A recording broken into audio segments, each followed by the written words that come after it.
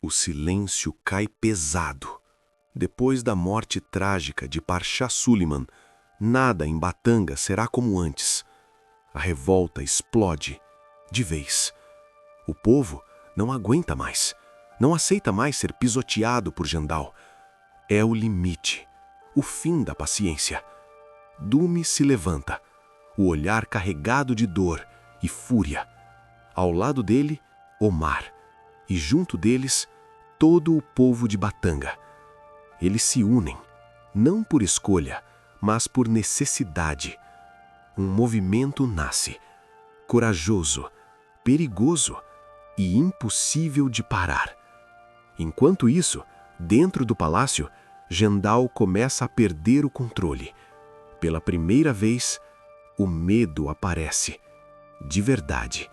As mãos tremem, a respiração falha, porque ele percebe, o reinado dele está desmoronando. Um trono construído com mentiras agora começa a cair. E ele não tem mais para onde fugir. Tudo muda depois do anúncio da morte do Parchá Suliman. A notícia chega como um golpe, pesado, cruel. Dume para, sem reação. Xinua também. Os dois se olham, sem acreditar. O plano acaba de sofrer uma perda devastadora. Dume respira fundo. A voz falha. Minha nossa, isso não era para ter acontecido. Xinua fecha os olhos. Segura a dor. Jandal passou de todos os limites. Ela continua, mais firme. A morte de um homem nobre como ele é perigosa. O clima pesa, como um velório. Mas por dentro, algo começa a queimar. Revolta. Porque eles sabem, o povo não vai aceitar isso em silêncio. Dume olha para o vazio, pensativo. Fico pensando no Omar, quando ele souber disso. Ele engole seco. Nem sei do que ele vai ser capaz. Uma pausa, pesada. Temo que tempos difíceis vêm pela frente. Os dois ficam em silêncio, tensos. A dor é grande, mas a preocupação é ainda maior, porque a fúria de Omar pode ajudar ou destruir tudo. E agora, sem o Parchá Suliman, eles vão ter que seguir sozinhos, carregando um peso enorme. Mas a notícia não para por aí. Ela chega até Jandal. O rei escuta e congela, chocado, porque havia algo que ele queria, mais do que tudo, e agora pode ter perdido para sempre. O quê? Isso é impossível. Ele se levanta, nervoso. Mas que tragédia! Não posso acreditar nisso. O olhar muda, vira raiva. Isso é culpa de vocês, Dume. O soldado à sua frente permanece firme, mesmo com o ódio preso no peito. Só fizemos o que o Senhor mandou, nada além das ordens de Vossa Alteza. Jandal se cala, por um segundo, porque no fundo, ele sabe, a culpa é dele, mas ele não admite, nunca. Quênia se aproxima, observando tudo. Que desperdício! Eu jurava que o Parchá era forte. E agora? O que vamos fazer? Jandal passa a mão no rosto, tenso, perdido. Eu não sei. Eu não esperava por isso. A voz começa a falhar. Agora, tudo acabou? Ele aperta os punhos, com raiva. Eu duvido que o Omar vai nos dizer onde estão Alika e Niara. A fúria explode. Jandal começa a jogar tudo. Objetos caem, vidros quebram. O palácio treme com a raiva dele. Quênia observa, surpresa, porque agora ela vê claramente. O próprio pai está perdendo o controle. Gendal ainda não consegue aceitar. Ele perdeu, de vez, a única chance de encontrar a mocinha. Pode ter desaparecido para sempre. E isso o corrói por dentro. Enquanto isso, Do outro lado, Burak e seus homens estão destruídos. A dor é visível nos olhos, no silêncio. O líder deles se foi, e agora só resta despedida. Burak dá um passo à frente, a voz carregada. Queremos prestar uma homenagem ao Pachá, nos despedir como ele merece. Por um instante, Gendal hesita, contrariado, com raiva, mas acaba cedendo. Façam isso logo, mas sem demora. Os homens se reúnem, cabeças baixas, o silêncio pesa. Uma despedida digna para um grande homem, o pai de Omar. E naquele momento, Batanga parece parar. Só existe dor e mágoa no ar. Mas a paz dura pouco. Gendal volta, com aquele sorriso frio, debochado. Burak encara, sem medo. Então, como fica a nossa situação? Não temos mais motivo para ficar em Batanga. Queremos voltar para o nosso povo. O silêncio corta o ar. Gendal responde, sem pensar duas vezes. De jeito nenhum, vocês não vão sair daqui. Burak se assusta. A tensão sobe. Como assim? Você quer nos manter prisioneiros? Gendal se aproxima, lento, seguro, como se fosse dono de tudo. Eu preciso de vocês, nas minas. Fiz um acordo com os ingleses. E vocês acham mesmo que vão embora? Uma pausa, pesada. Omar também não vai sair daqui. Não enquanto eu não conseguir o que eu quero. As palavras caem como ameaça. Burak aperta os punhos. Os homens trocam olhares. Ódio puro. Agora está claro. Gendal não tem palavra. Eles não são aliados. São prisioneiros. Escravos de um rei corrupto. Forçados a sustentar um governo incompetente. E dentro deles, algo cresce. Vingança. Cada vez mais forte. Enquanto isso, Dumi corre. Precisa agir. Ele procura Kim. O clima entre os dois é pesado, tenso, porque tudo mudou. Dumi fala direto, sem rodeios. Kim, o pior aconteceu. O Pachá Soliman não resistiu. Uma pausa. Perdemos nosso maior aliado. Batanga agora é um barril de pólvora, pronto para explodir. Kim fecha o rosto. Já esperava.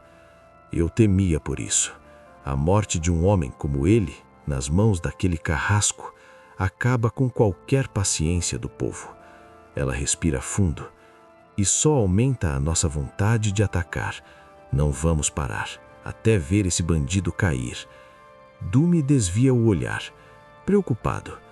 Eu fico pensando no Omar. Ele ainda está desacordado, nem sabe que perdeu o pai.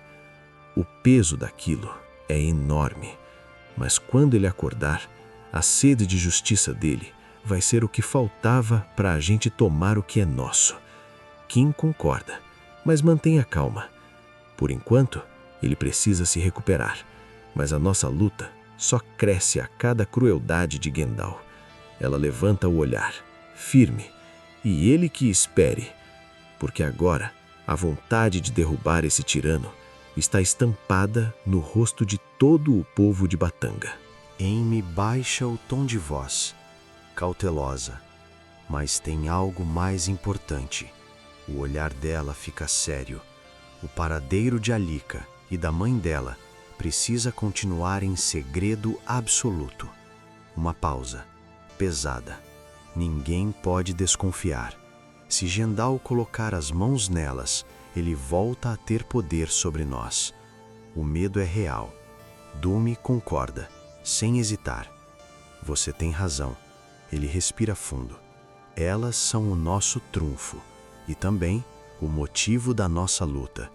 O olhar endurece.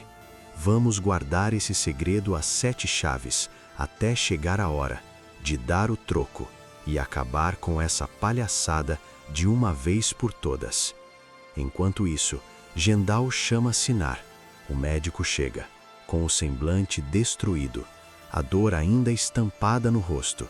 A morte do Pachá Soliman ainda pesa. Ele respeitava o homem, de verdade, mas Gendal nem liga. Frio, como sempre. Ele encara o médico, sem emoção.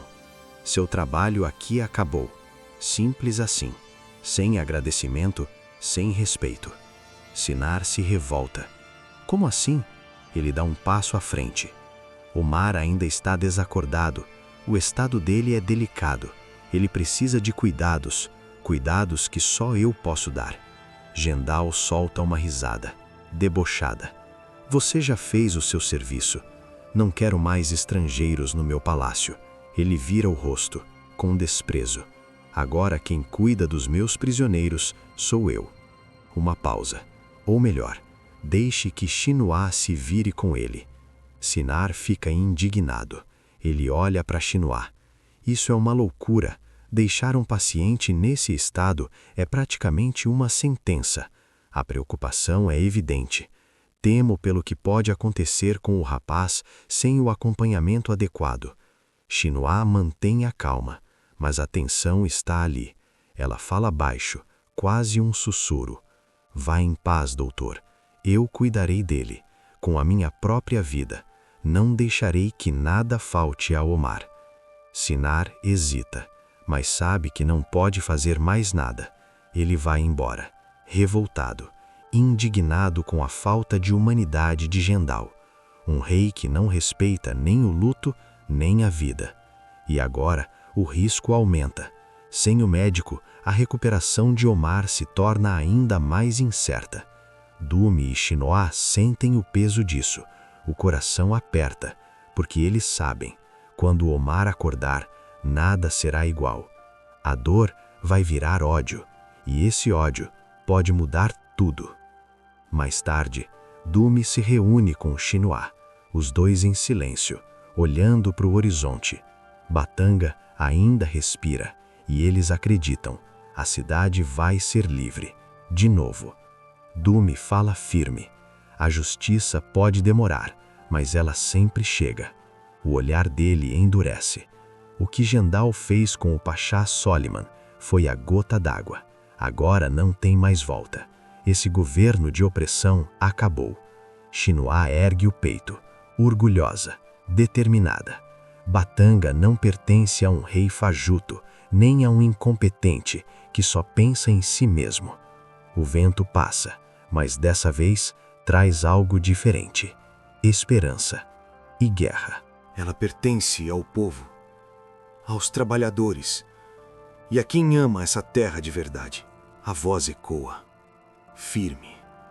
E naquele momento, algo muda. Porque o grito de liberdade começa a nascer. E quando vier, vai ser forte. Tão forte que vai balançar palácios e minas. Dumi e Xinua se encaram. Sem precisar dizer muito, eles apertam as mãos, com força. Um pacto de lealdade, de luta e de esperança. Porque agora, a resistência não está mais quebrada. Está unida e se tornando imparável. Alimentada pela dor, pela garra e por um povo que não aceita mais viver acorrentado. Mas existe algo mais. Uma chama silenciosa, crescendo dentro de todos.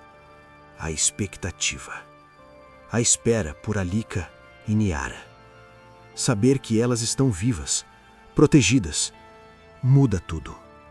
Dá força, dá coragem. Uma coragem quase impossível de conter. Porque eles sabem, elas vão voltar. E quando voltarem, vão retomar tudo que é delas por direito. Enquanto isso, longe dali, em Barro Preto, Alika segura um jornal. As mãos tremem, não de medo, mas de indignação. Os olhos percorrem as linhas e cada palavra machuca. Mentiras. O jornal exalta Gendal como um herói, um salvador. Diz que ele trouxe ordem, progresso. Esconde tudo: a opressão, a violência a verdade. Porque por trás disso existe dinheiro. Os ingleses, financiando mentiras, controlando tudo, principalmente as minas. A Lika não aguenta. Ela lê em voz alta cada mentira, com a voz embargada. Niara escuta, em silêncio, mas o olhar é duro, carregado de revolta. A Lika aperta o jornal, com força, até amassar completamente. Isso é um insulto à verdade e ao sofrimento de cada pessoa que foi pisoteada por aquele homem. Ela respira fundo, com dificuldade. Eles estão tentando enganar o mundo inteiro, com tinta e papel. Niara se aproxima. Coloca a mão no ombro da filha. Firme. Podem comprar jornais e a opinião de quem está longe. Uma pausa. Mas não podem comprar a nossa memória, nem a coragem do nosso povo. O olhar dela endurece, porque nós sabemos exatamente quem ele é. Um carrasco, incompetente. O silêncio entre as duas é pesado. Mas não é fraqueza, é decisão. Elas se olham, e naquele instante, nada mais precisa ser dito. A promessa está ali, clara, inquebrável. Elas vão voltar para Batanga e vão acabar com toda a injustiça, custe o que custar, porque o reinado de mentiras de Guindal está com os dias contados.